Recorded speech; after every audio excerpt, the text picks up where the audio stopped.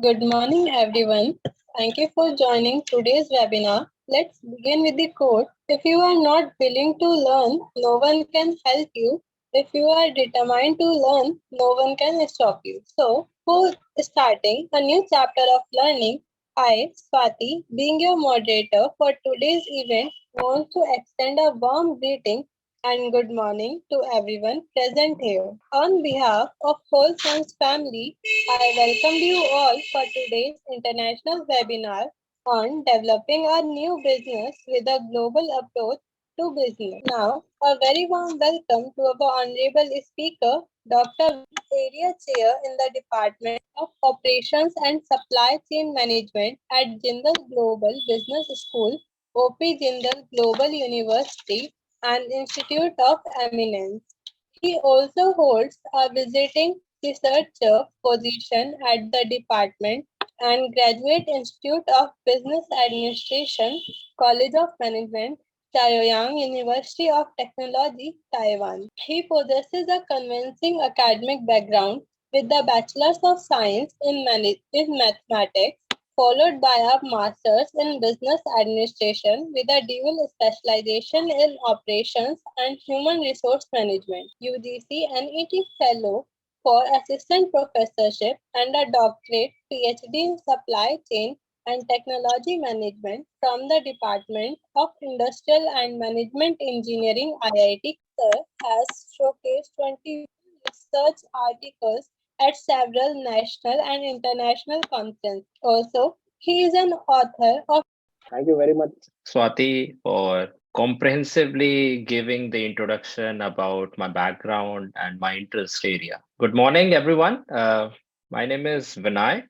I usually work in the area of digital ventures and the operations management. Currently, I'm working on how the new ventures they are actually developing the business by following the global approach. Why I found this particular topic or today's topic very relevant in the current schema of time, as majority of the startups happening, or you can say nurturing in India, whether they are not doing that well or they are facing the failures. So what I feel is like if they are failing, there must be some reason, and if they are doing good or comparatively good, there also be some kind of a reason, and then we need to compare the reasons, or you can say the attributes of both the successful ventures and the failed ventures with the international ventures, those who are doing good or significantly good. So the today's topic, I'm trying to unwrap few of the approaches, or you can say that the perspective what the global ventures are actually following by keeping in mind the long term sustainability. So as the topic itself says, itself talk about like what are the role of the global approaches when we are developing the new ventures. So before even commenting on, let's say, the global approach, we need to understand that the traditional approach, or how even in the current time the ventures, those who got birth in Indian context or Indian ecosystem, what they are actually following or what kind of a approach they are pursuing, might be one of the reasons that they are failing in a very short span of time in their operations. So if we start, like every business or every founder, they are looking for the requirements, obviously the client's requirement or the market requirement, why any particular product service is actually required by the audience. And that is completely fine, because when you are looking for developing a business, you are looking for a solution, right? Solution for the audience, solution from for the customers, and finding or tapping a requirement is the first step for every business. So that is the traditional approach, and I'll definitely discuss one by one approaches, right, after comparing with the global approach, or you can say the contemporary approaches. So first let's see that what kind of approaches businesses are actually doing in the current time, although they become so traditional. So first is they are only looking for the requirement. Again, I'm consciously using this word, only looking for the requirement. Understanding the domestic market, majority I don't know whether you guys follow the pitches, like what kind of a pitches we are actually seeing, right? Majority of the founders or co-founders or even the business developers, they are focusing on the domestic market because of many reasons, because the product service, they don't have that kind of a brand equity, they don't have that kind of a visibility, plus it is not very easy to penetrate to the uncharted territory. That is completely fine, but the point is, if we are only focusing on the domestic market, how can a product or a service will actually imbibe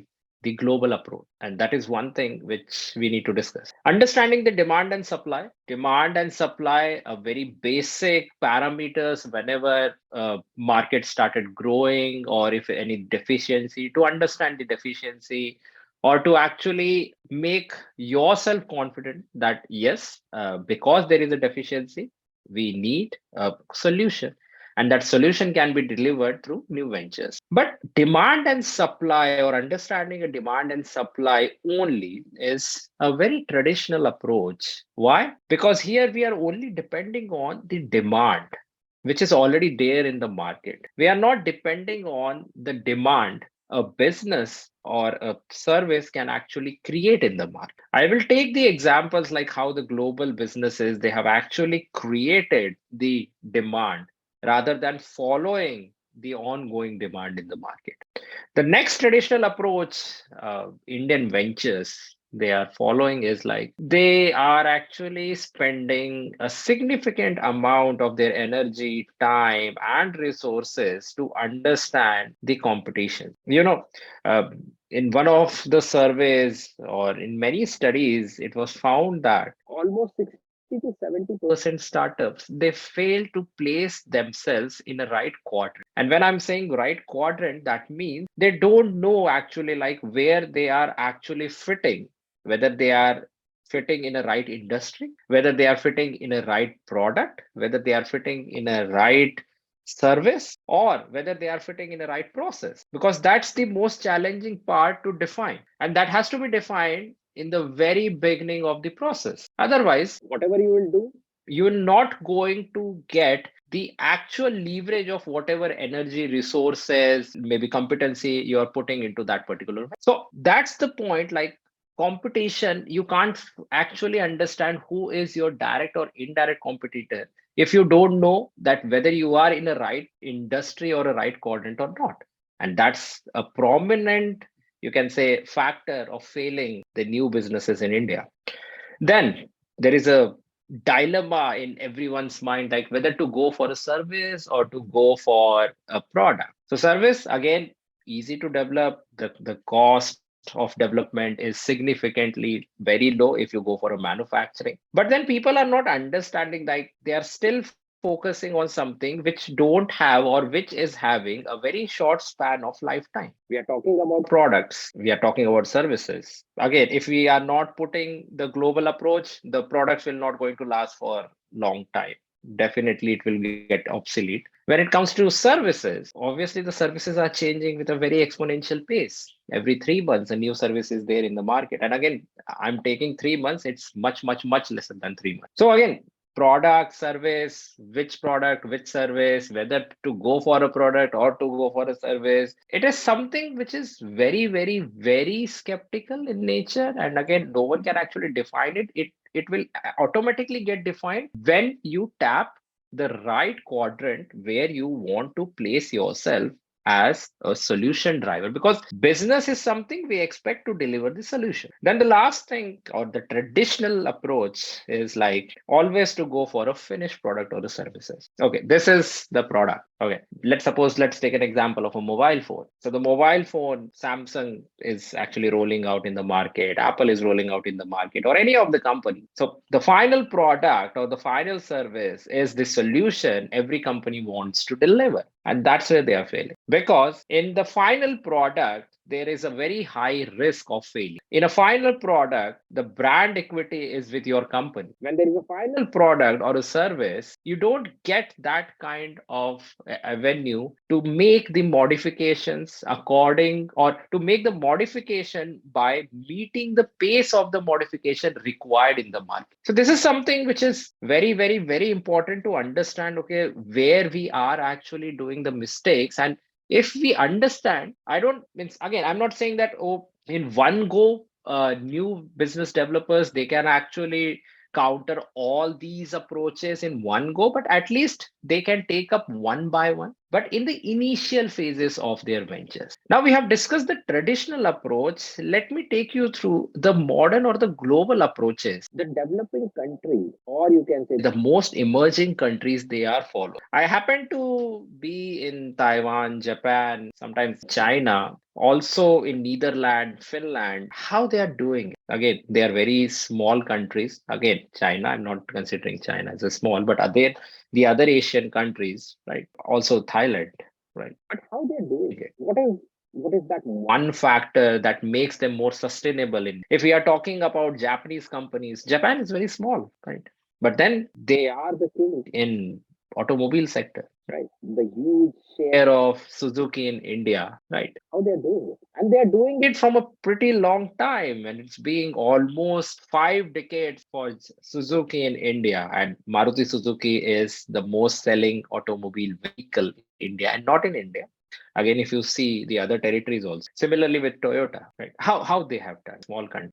Similarly, if you take an example of Asus, Asus is doing it. Taiwan is actually manufacturing the Asus, and Asus is world leader company in the personal computing nowadays, right? Their products are phenomenally good. Taiwan is also manufacturing the Snapdragon processor, which is there in our smartphones. So those who are using the Android phones, they have this Snapdragon processor chipset. Very small country, how they are doing it. Similarly, if you talk about, let's say, Vietnam, Vietnam is manufacturing the shoes. Again, Bangladesh is also sharing a good amount of manufacturing when it comes to shoes and the retail, right?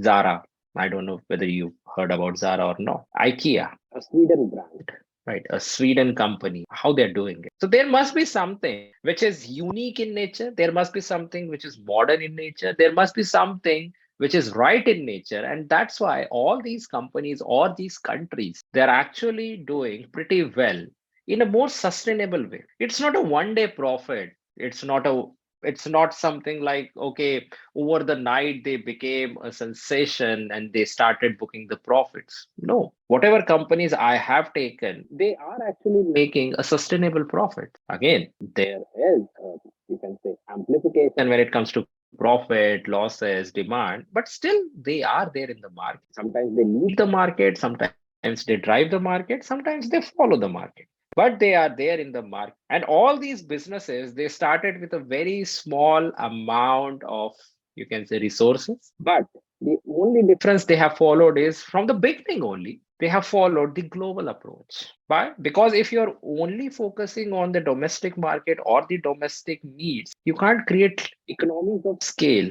for your business or a product. And that's pretty sure. So let me take you to the contemporary approaches companies are actually following. So they are not depending on the requirement. Because if you see in the traditional approach, the majority of the energy ventures are actually putting into understanding the requirement. Here, the companies, they are creating the requirement. I have a very good example here if you talk about. So pre 2012, right? Or I'll bifurcate this example into three phases. So pre 2007, there was a brand called Nokia who was a world leader and who used to have majority of the market share when it comes to mobile, or you can say smart connectivity, right? The cellular connectivity. What happens after 2007? So there was a disruptor called Apple.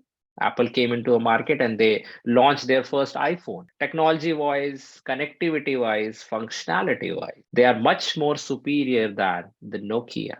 Although Nokia at that point of time was still a market leader. But then gradually they started losing their market share. Right? So let's suppose the end of 90s, right? That is 98, 99. Nokia has started growing till 2007, 2008, right? And near means after 2003, there was a player, LG, Samsung, other players are also there in the market, those who are competing with Nokia. But the major disruptor or the competitor emerged at that particular time was the iPhone, Apple. Then Apple has taken a domination in that particular segment, and they started flourishing like anything. Everyone wants Apple, Apple, Apple. I still recall my days, like that time we were very, very crazy about Apple 4, iPhone 4, right? Till 2012, there was no competition in the market from the Android or from the other players, those who can actually considered to be competitor of iPhone, not in the domestic market, but in the international market. Then a startup, right? So HTM Limited, right? And it was a startup, right? It was a startup done by college graduates. They have actually started a company, right? Again, they come up with the OnePlus. Everyone knows now OnePlus is a known brand, not here, but in the Asian market, in the US market also, and now they have penetrated to the Australian continents too. So OnePlus, what they have observed is like, okay, Samsung is doing pretty well in the Android market. That time LG was also there. Again, the domestic players are also there. But then particular Android phone is not giving that premium factor what Apple was claiming. Apple never sells their product based on the specification. They never sell their product on the based on the specification.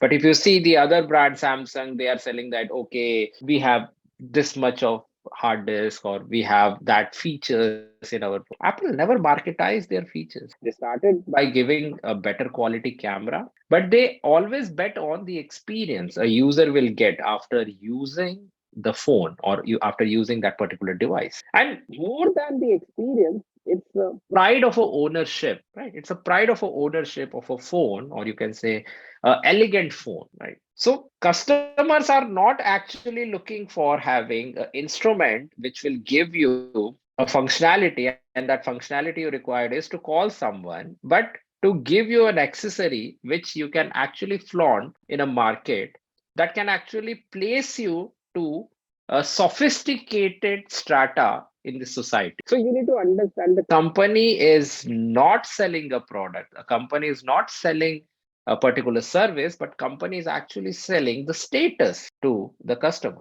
And that particular thing has actually grabbed, or you can say pointed by the OnePlus. And then they understand, okay, if we go by the specifications, the functions, we will also put ourselves into the quadrant of where the Samsung, LG, and other Nokia was that time also, they were also that present because now Microsoft have taken that. And so they were present in there.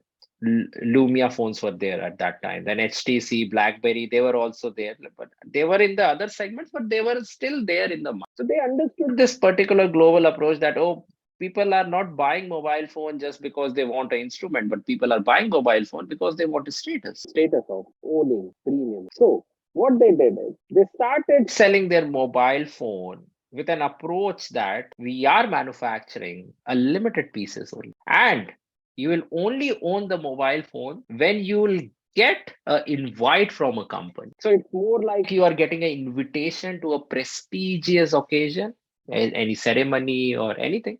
Right? So somewhere they are selling you the red carpet through the invite. They are not selling the instrument. They are selling you the red carpet, right? And how they have created this red carpet? They have created this red carpet by manufacturing only 10,000 mobile phone for the global market. Okay. Specification, everything, they were working very fine, but again, they were not something which is very, very significantly different as compared to the Samsung and other competitors there. But what approach they have actually adopted is different, somewhere different, and somewhere similar to the Apple. And Apple have already cracked that particular thing. And then they rolled out the product on the base of the invites. Invite helped them to place as a premium brand in the market. Not here, but not many people know that Vivo, Oppo, and OnePlus, they are under the one brand, right? They are under the one umbrella brand. Right? They are again, it's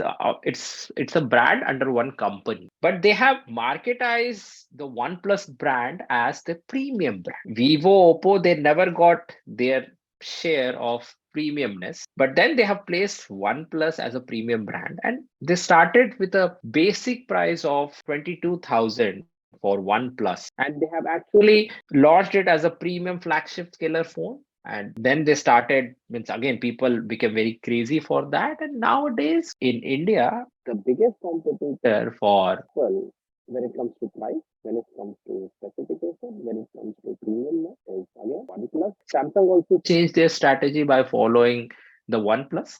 But OnePlus has actually understood this, that the global market is looking for an instrument which can place them to a different strata, or you can say to the different or the next level of superiority. That's the global approach. The problem here, or the problem with the ongoing ventures or the new ventures here, is they are only looking for the specification. Okay, we have the best specification. So I've seen so many pitches in past 3 years, and everyone is claiming that, oh, we will have 16 GB of RAM in our smartphone, we'll have the best camera, we will have the best battery in the smartphones. And my only question here is, why can't Apple do? They have all sort of resources, they have all sort of capacity. Why Apple is not doing that? Right. Even again, why Samsung is not doing best camera, best, means again, how difficult it is for them to increase the RAM like anything, how difficult it is for them to increase the battery life as anything, how difficult it is for them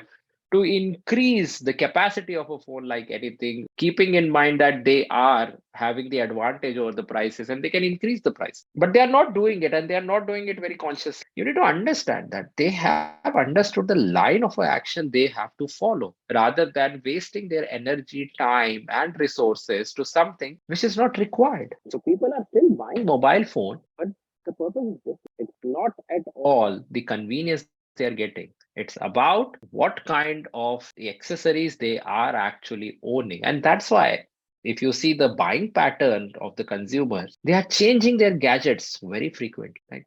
In every 15 days, we have a new smartphone in the market. In every 10 days, we have a new software in every 5 days, we have a new update. Why this is happening? There must be some reason.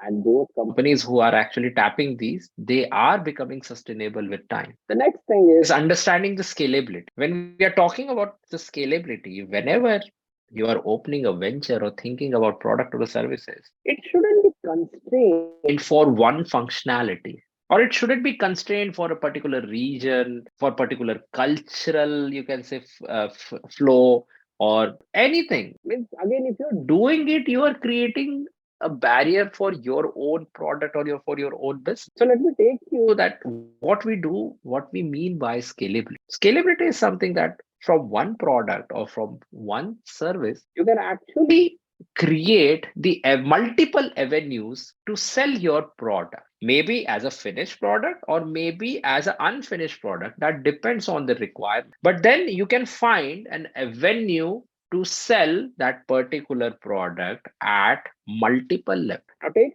a very good example for this. There is a company called Gorilla. Yeah, like there's a company who makes the glasses. So in on our smartphone, we all have a toughened glass, and they claim that it is very toughened, right? So the glass manufacturing company, they started by making the mirrors, and then they jump off to the glasses, right? They were knew that the next age of gadgets will be the touch screen, and touch screen is something which is composed of you can say a thin layer of PCB sold with a glass, right? So that glass can actually sense the temperature of our body, and that temperature will actually make understand the whatever the processor is there in the gadget or something, the intensity through which we are pressing the particular module. They knew what they did this. They said, okay, we will make the glass only. Again, we're not going to make anything, but glasses in all sizes. But then there was a difficulty, there was a challenge, there was an operational challenge of making the glasses of all sizes. So they started standardizing the size. So for the let's suppose the small glass will be available for 5 inch, 6 inch, 7 inches. That is fine. The smaller one is for 1 inch, 2 inch, and the larger one you can have it for 12 inch, 15 inch. The laptop, the usual laptops we have. But they have fixed the size. They have fixed the sizes, and according to their cost of production, they have motivated the companies to create their products according to that size. I don't know whether you have followed this or not, but when the Apple launched their MacBooks, it used to come for 13.3 inches and 15 inch, right? It's not even 15, 14.9 inch. But now, whatever their MacBooks, they are of 14 inches and 16 inch. And again, the other companies also, they are manufacturing for 13.9 inches and 15.8 inch. So everyone is actually now moved to 14 and 16 inch. So why they did this? Means again, what is the difference? 15 and 15.8. Why this point 0.8 needs to increase? It's because the company have actually said that, or they have actually put this particular thing, that we will have these many limited sizes. If you want our glass, you have to manufacture your product accordingly so that our glass can fit your product. Right? It's not that whatever you are making, we will prepare glass for it. It is like what glass size we have, you will prepare product for it. For that. So the different approach. They have created the scalability. So the same glass can be used for your mobile phone. The same glass can be used for your laptops. The same glass can be used for your iPad. The same glass can be used for watch. The same glass can be used for your infotainment system in your car. The same glass can be used for anything. Refrigerators, like nowadays we have smart refrigerators. The same glass can be used for any typical displays we have on our AC, we have on our, let's suppose, coolers, we have on other devices. One simple product, a glass with a standard sizes, is actually used by multiple companies, millions of companies, for trillions of products with having the same functionality. Just a glass, but they have created the scalability or economies of scale for that. So that is the global approach we need to understand. So in India, whatever ventures they are coming up, they are only focusing on the short term functionality of their product or a service. Okay, if we will roll out this particular solution, we can actually solve this problem. But that is a very, very, very short. And again, you are depending on the requirement. You have not created the requirement. Here, the company has created the requirement of a glass by the gadget manufacturing company. The same requirement has created by Google, because now majority of the smartphones they are using Android. Okay, so that requirement has actually created by Google. The third one is understand where you fit in demand and supply. In the traditional approach, people are actually wasting their time by understanding what are the demand and supply and how it works, right? So the whole scheme of demand and supply, how it works, right? And again, I'm not saying that's a wrong approach. The only whether that approach is still that valuable and still that feasible in the current time is not, yes or not. That is somewhere the businesses are actually getting the edge. Nowadays, companies, they are looking at, okay, if there is a demand, fine. If there's no demand, we will create the demand. But where we are actually fitting, where we are fitting on the demand side, where we are fitting on the supply side.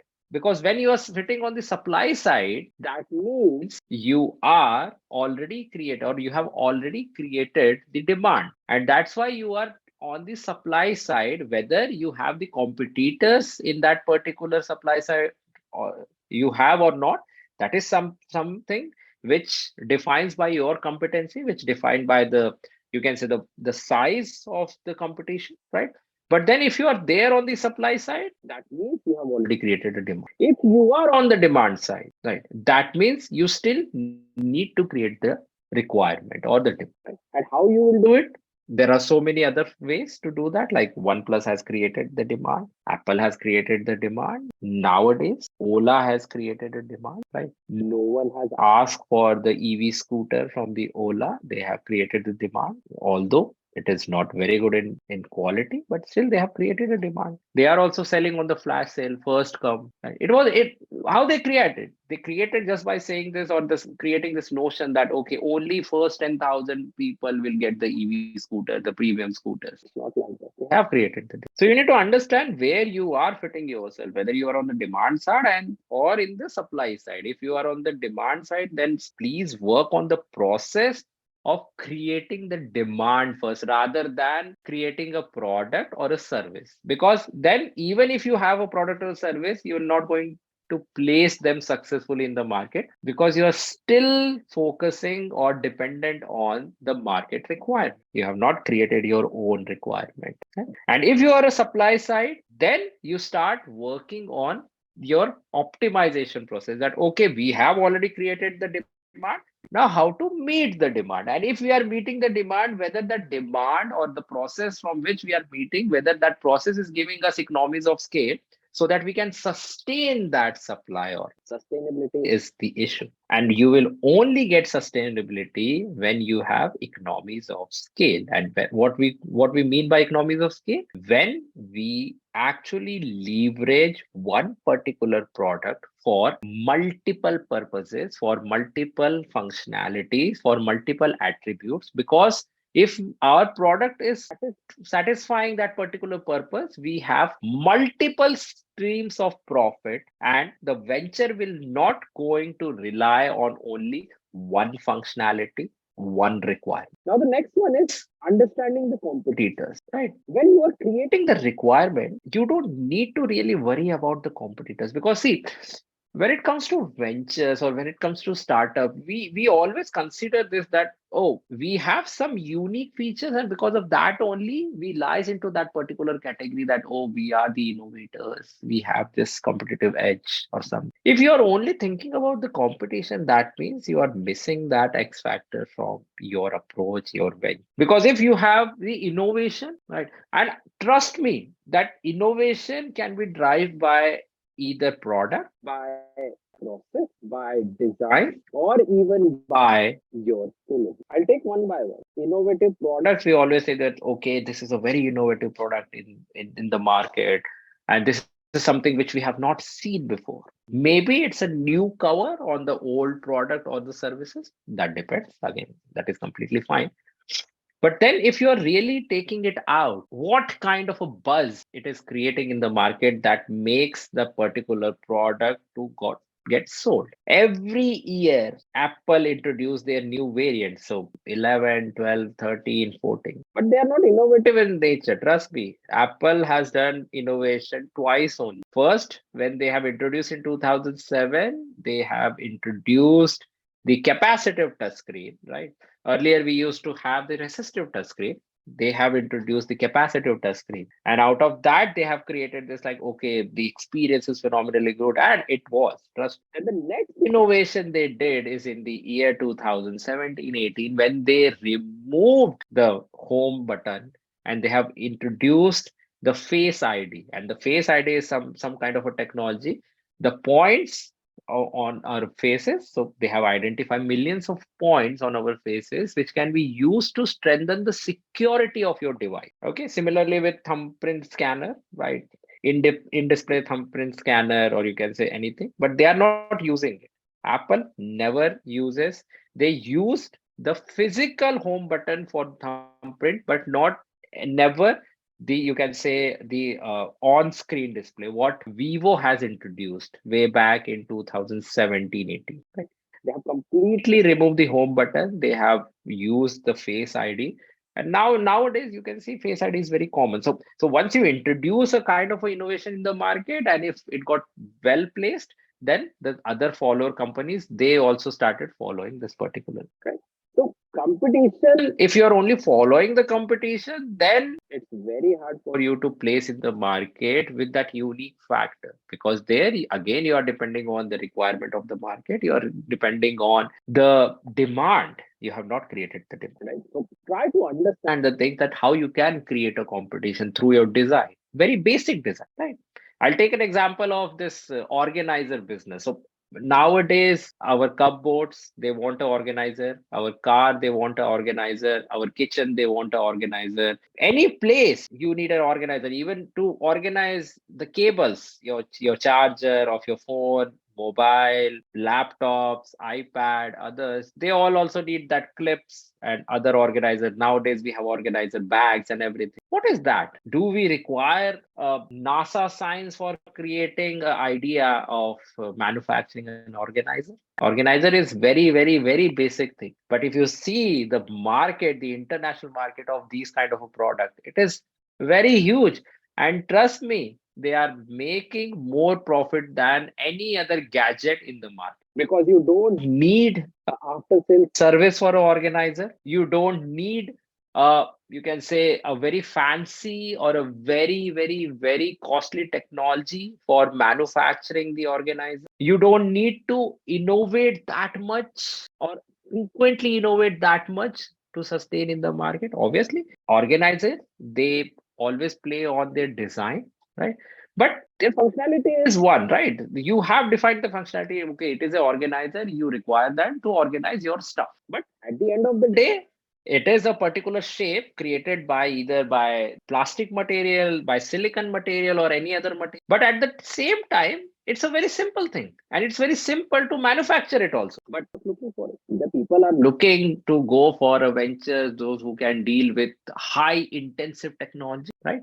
Or those who deal with something which is very innovative in nature. Again, there's nothing called innovation. Innovation is something where you are using the resources, clubbing the resources, creating something out of that resources, and placing that resources in such a manner that it drives a solution either for the existing problem or for the potential. Many times companies, they started bringing the product according to the problem they will only create in the future. And let me take here another example, or another very interesting example of AirPods. So I'm wearing one set of AirPods, and nowadays everyone is using the true wireless earbud. Right? It's nowadays it's very cheap, and every company actually rolling it up. But how it got started? Why we required that? Because from almost 30, 40 years, that means 3, 4 decades, we all were very used to wear the wired headsets, right? And we were very comfortable in, right? So sometimes it's over the ear headphones, sometimes it's in ear headphone, but still they were wired. Why there was a need of a wireless, you can say, earbud? So Apple has strategically thought in this process that okay, we will remove that 3.5 jack in next 5 years, right? And that will be the future strategy. But then parallelly, we will develop a product which people will require to phone if they really want to understand the voice of them. So first they developed it, right? They have not completely removed their 3.5 jack from their ongoing whatever that time models, right? But gradually they have removed. That means they have only created the demand or the future demand. And to cater that future demand, they have already got the competitive edge by creating or launching a particular product which was not required at that particular time but will be required in the future point of time. And then people started buying it, people started using it, people got a behavior to connect to your phone seamlessly. So by opening, so this particular, if I take out from the cover, it's very easy to connect. Just open it up and your device is connected. So they have actually created, you can say, a habit for that habit for like anything. So they started with 7,000, 8,000, and now the Pro is costing around 25,000. They are not selling the product, they are selling the habit.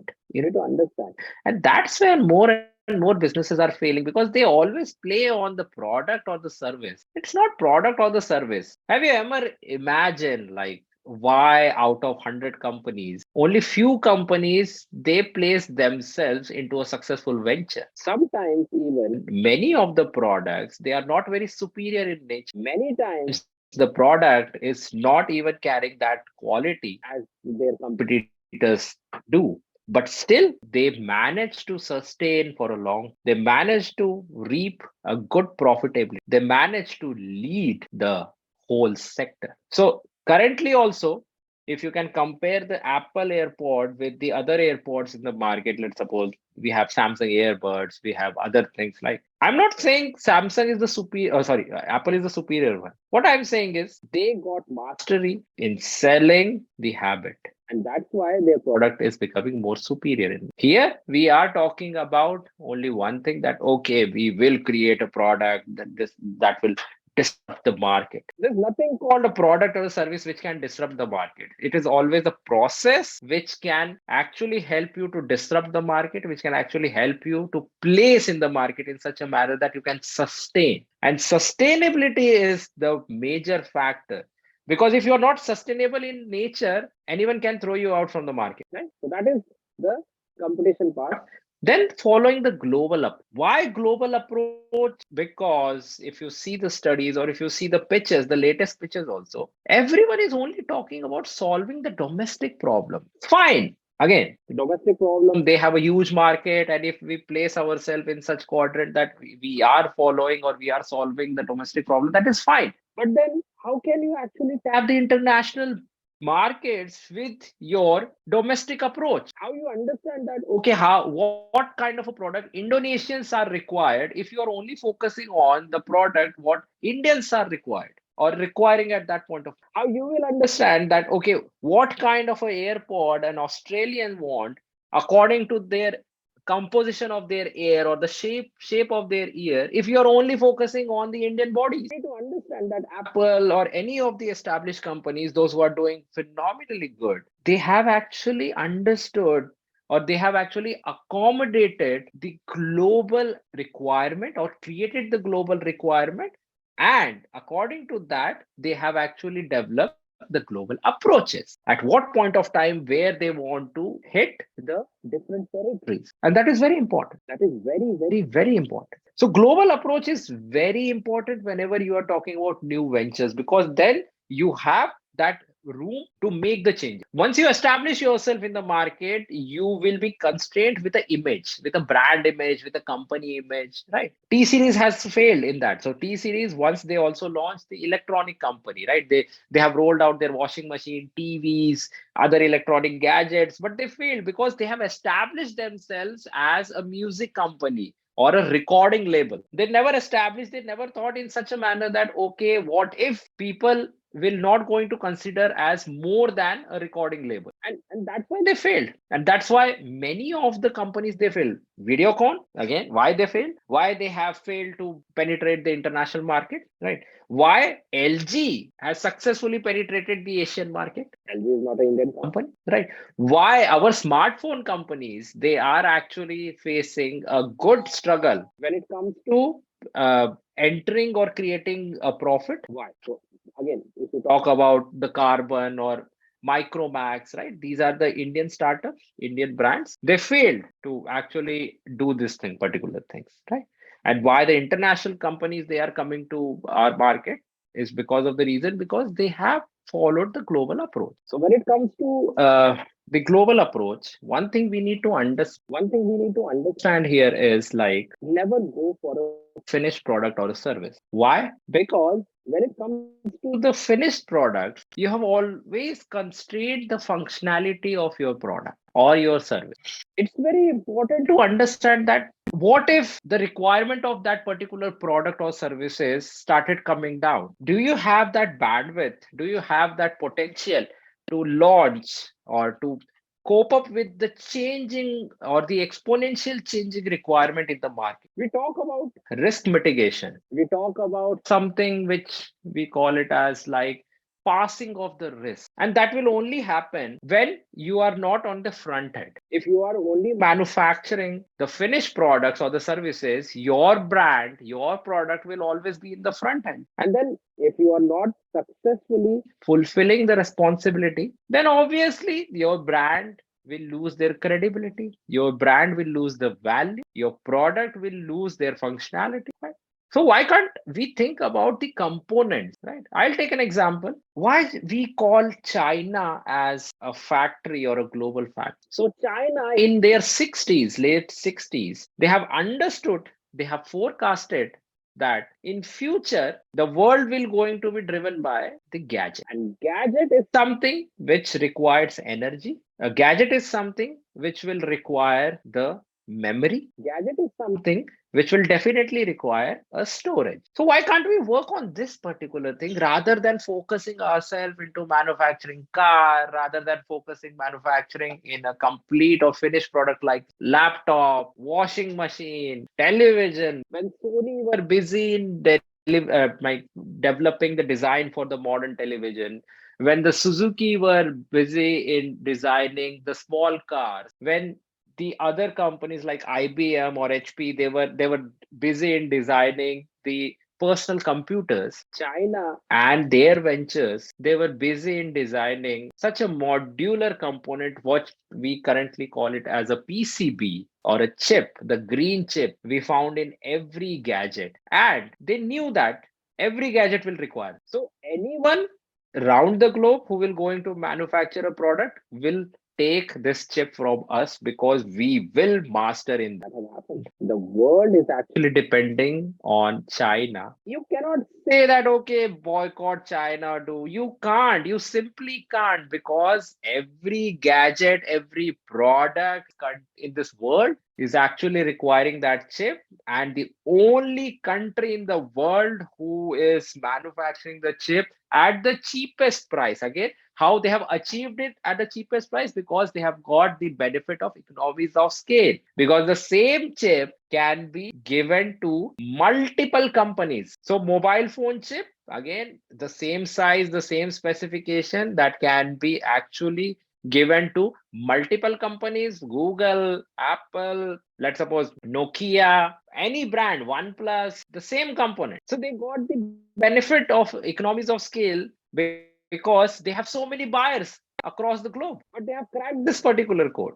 They have cracked this particular code. And trust me, in my recent visit to Taiwan, I have seen that the more and more ventures, they are thinking about the components rather than the finished product or a service, because they knew that the finished product and service, they will have a very short span of time or life, because the expectation is changing like anything, right? The functionality is changing, or it's exponentially changing. So now more and more businesses are actually coming, those who are dealing with component, not the finished product. First reason why: because of the mitigation of the risk. Second, to give or provide the long term lifespan for your business. Component, your identity is not on stake, because if mobile phone is not working precisely, then who will get the blame? That company. Okay. So Samsung is manufacturing the phone, OnePlus is manufacturing the phone, Apple is manufacturing the phone. If the phone is not working, who will get blamed? The company. No one is going to blame China, or no one will going to blame that particular venture who have provided the component, because no one knows that who has provided the component, right? But still,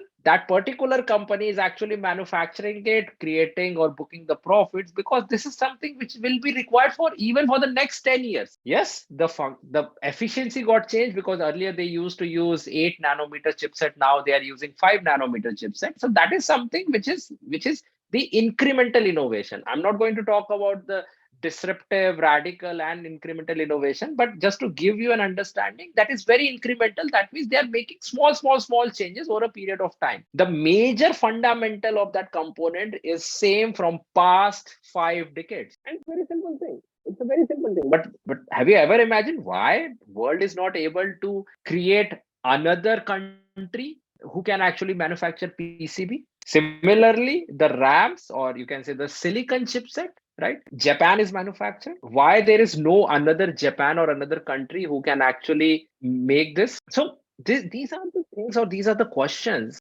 we as an entrepreneur, we as someone who really wants to develop the new things, need to ask to our, right? So the global approach is, don't go for the final product or the service, always work on the component, and that is the unfinished, right? The components, when we are talking about, that is the unfinished. So I'll stop myself here, and I would like to understand the queries of the participants, like, so that we can bring this particular discussion to the next level. I have given the perspective, the approaches. Again, you can differ it, whatever approaches, whatever perspective I have brought here is my from my experience I have got from multiple countries, and how they are doing their businesses, how they are actually making place or their footsteps in the market, the international market, and they are sustainable. So I'll be more than happy to take the questions, Swati. Yes, sir. I can see that many audience having questions in my chat box. I would like to take some of them. Right. Uh, the first question is from Anand Sain that what are the company's most important value from your point of Okay. So value, as I always said, that you can't find value in product or service. You can find value in their process of doing the business or placing themselves in the market. Okay. Let me take another example of Amazon, right? People are thinking that, okay, Amazon is actually booking their profit from selling the products online, or they have their AWS services, right? Or they have their warehouses nowadays also. They are not booking their profit from these particular things. What they are booking profit from is their other things, like when they are not reaping the profit from AWS from their own companies, but they are reaping the profit from by selling that particular things to their sub vendors. Okay, so let's suppose over this platform, let's suppose over Amazon, 8 million vendors, they are actually selling their products. So those 8 million vendors are actually using the AWS service on the subscription, and because of that only, that particular product called Amazon Web Cloud or AWS services, it actually getting the profit. So that one thing, so they are not selling it to individual consumers. What they are doing is, okay, you are our sellers, but you have our service to actually facilitate or selling the process. So they have mastered in the process, right? So the value lies in the process, not in the product or the service. So another question is what to do if we are not able to fit in the demand and supply? That is, what should we do to fit in the requirement of the environment? Again, that's something which we have discussed, but again, I'll reflect on that. If you're only looking to fit in the environment, then trust me, you will never going to be a sustainable company, because in that case you can't cope up with the sudden change of the demand in the market. We are following the market because we only create the demand, right? We, and that demand is from our expect, right? And you know the human brains, we all are humans, right? And our expectation is infinite, right? Today we want this color t-shirt, next day we don't like that, no one knows why, but suddenly, and or we got influenced by some color, we got influenced by some design, we got influenced by many other factors, but then the demand is very volatile in nature, that no company, if they are following it, can actually cope up with it. So if you are only focusing on fitting yourself into the demand, then sorry, you are in a wrong. You will definitely lose your momentum and you will not going to swim into it, right? Now, the thing is how to understand whether you are in demand side or whether you are a supply side. That if, as I already mentioned, if you have actually finding that your particular product means, again, whether it's a component thing or the finished product, if you are finding that, okay, you already have, let's suppose, competitors, or you don't have competitors, right? Then you are on that supply side, right? But still you have not created any demand. But when you are finding that because you have that particular products, companies are coming to you, that means you have created a demand, right? The companies are not asking yourself or not asking you to design your product according to their interests. That means you have already created, right? If companies are telling you that no, you have to create a product according to our specification or requirement, that means you have failed to create demand in the market and you are following. I hope that answers the question. Yes, sir. So our next question is if China's innovative strategy is very good, so why do India do not accept and implement China's good industrial strategy? Why? The first thing is we never considered economies of scale whenever we are planning our venture. That is the one thing, and that one missing thing. You need to understand that you can't be successful by imitating the thing. In India, what is happening is majority of the ventures, they are imitating the processes, they are imitating this product services. You must have heard this term many times, Indianizing the thing, right? So you have seen some product outside India, and then you are copying that product, bringing that product to India with similar quality, with a cheap quality, right? And then you started fixing your price according to the market. Okay, if it's a premium brand or premium requirement, okay, this can be the thing. But again, at the end of the day, you're only imitating the thing, right? Imitation can't give you the economies of scale. Imitation is not the innovation, you need to understand, right? And the third factor here is we always want our product, our service, our component to be technology driven, right? Nowadays, we are talking about AI, like Chat GPT is there.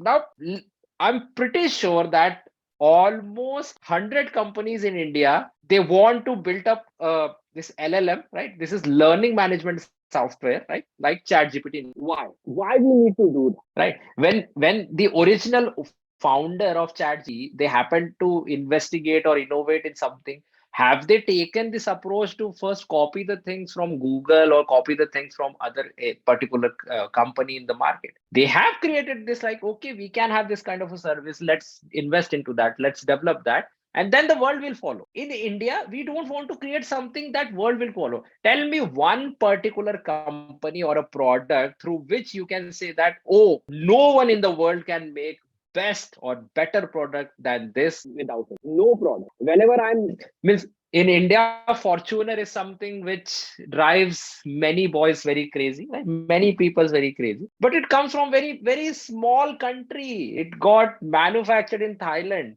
So Thailand people, they proudly say this, like, oh, we manufacture the most, what do you say, the most lovable SUV in your country, right? But we can't say this. Even we take proud on Tata, but Tata is not the best vehicle in the world. Still, the best vehicle is the toughest vehicle is the Volvo. Still, the most desired vehicle is the BMW or Bugatti, right? So we can't say this like, oh, we are the country who manufactures the best car. Even we don't say this that we are the country who manufactures the best button in the world. You know, there are only 4 companies in the world who manufacture this button, and they also come from a very small countries. So that's why the first thing we need to understand, stop imitation. If you're not stopping in imitation, you will never going to develop this kind of approach that, oh, we really want to do something which can have the economies of scale and which world will adopt rather than we are imitating. I guess that answers the question. So our next question is from Saddam side.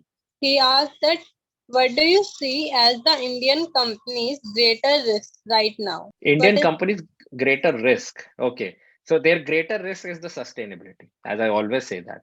The company, they started their functioning, the company, they started their innovation, the company started with some product or services, but they don't last for a significant amount of time because their fundamental starts with the imitation. Their fundamental starts with following the markets. Their fundamental starts with fitting into the market. So the main challenge here in front of the companies or the Indian companies, whether it's a venture, whether it's the ongoing companies, small companies, MSMEs, medium and small enterprises, is the sustainability. And why they are not sustainable? Because they don't have economies of scale. Why they don't have economies of scale? Because they are not following the global approaches. They don't have the global buyers. Obviously, they will fail. so? I have one question. As the entrepreneur, I want to become entrepreneur. If so, do I have to specialize knowledge in all fields? No, never. Trust me, the companies, those who are doing pretty good, they only focus on their core competence. Let me tell you one thing here. If you are expanding yourself or you are stretching yourself in all the functional areas, you will never going to achieve the best or the rational energy out of that. Okay. Amazon, Flipkart, they all started. So both the founders of the companies, right? They coming from computer science background. They were very good in coding the things in such a manner that they can give you the better routing. And when we are talking about routing, that means scrolling of the content. Okay, the website we are thinking, or like, let's talk about this PPT and everything, right? So they are very good in that. So they focus themselves into that. They have created a platform where customers, all the sellers, all the vendors, they can feel much better than the physical process, right? Because in a physical process, you have to go, you have to waste time, you have to do the things. But here, what they said, did it, they created the ecosystem, the virtual platform, where people will feel more delighted while scrolling. They have not started packaging company. They have not started manufacturing company. They have not started something tracking company. They have not started something called, you can say, that tape manufacturing. We all see the Amazon tape, but they are not manufacturing the Amazon tape. They only focused on the routing part because they are good in that. They develop the dynamic pricing model. So whenever you see, according to the inventory, the prices will get fluctuated. That is all coding part, right? That is all coding. So they have mastered themselves. They have put themselves into that. And whatever the other non-core functions, packaging, sorting, you can warehousing, they all outsource it. Because if they invest their time into all, we call it as a non-core activities, right?